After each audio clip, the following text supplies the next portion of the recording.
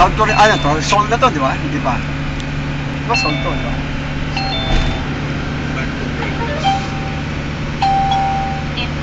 Okay, isang magandang umaga muli. Ito si Mr. Gandray, nasa Seoul, Korea tayo. Seoul. Pangalang building. Kasama ko yung aking isa sa pinakasadyang name. Ayan ha. Ayan. Ang aking tukayo, si brother na. Ayan. Pasalamat po tayo dahil sa pahintulot din ng Diyos na makasama tayo. Minsan lang ito mangyari. Kung iikutin mo ang South Korea ay gagastos ka pa ng malaki at maraming biyahe. Kaya nagkataon na ang Super G may mga cargo ito na kung saan kinukuha ang mga boxes ng mga kababayan natin upang may hatid sa mga mahal sa buhay sa ating bansang Pilipinas na kung saan ay matanggap ng mga mahal nila sa buhay. So pagkakataon ko na nito makasama na makapag-coverage sa iba't ibang lugar para ang mga nasa bansang Pilipinas ay makita ko ano ang bansang South Korea. At the same time ay makita ninyo na si Brother Arnel, maski linggo, araw ng pagsimba, sabi ko nga, pero hindi ko ito lagi, kaya maski hindi ako makapagsimba sa isang iglesia, pwede naman ako sumamba. Kasi iba yung simba iba yung samba. Ang simba ay pupunta ka sa iglesia, ang samba kahit saan ka lugar, ay pwede kang sumamba sa Diyos. Dahil ang Diyos ay Espiritu. Di ba, Brother Arnel? Okay. So, mamaya makikinig ako ng music kami. Dahil dito sa ating cellphone, ito ay Android. Pwedeng Christian song. At the same time, may dala ko ang aking wifi.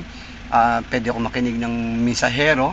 Nakapagsamba na rin ako sa Diyos sa pamamagitan ng pakikinig ng mensahero ng Panginoon. Pero hindi man laging ganito. Nagkataon lang na kailangan natin, at the same time, ay bihira ang ganitong sasama ko sa iba't ibang lugar. Makaburage pa, di ba? So, salamat sa Diyos at salamat sa kay Brother Arnel at na kung saan ay nakasama ako muli sa tagal ng panahon.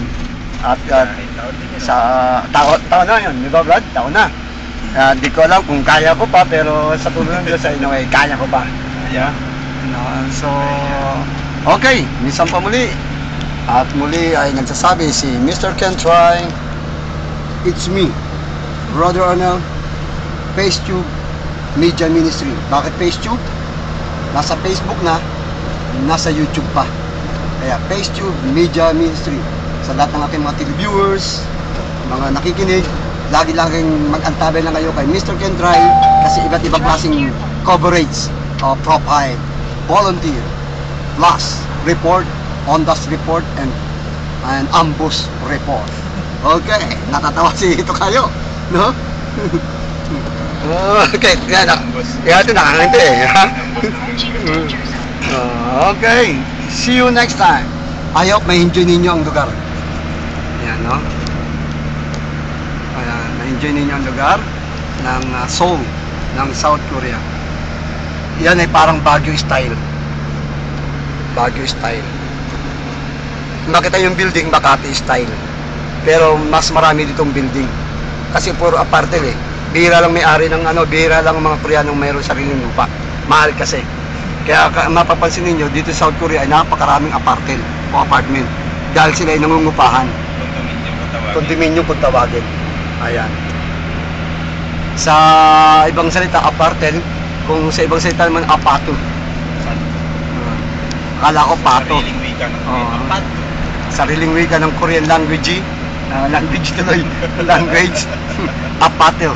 No, pati ako ay nag-Korean language na. Kasi Chengi yan eh. Okay. No, so, ganyan si Mr. Gandray.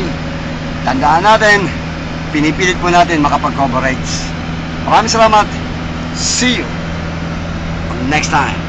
Bye-bye.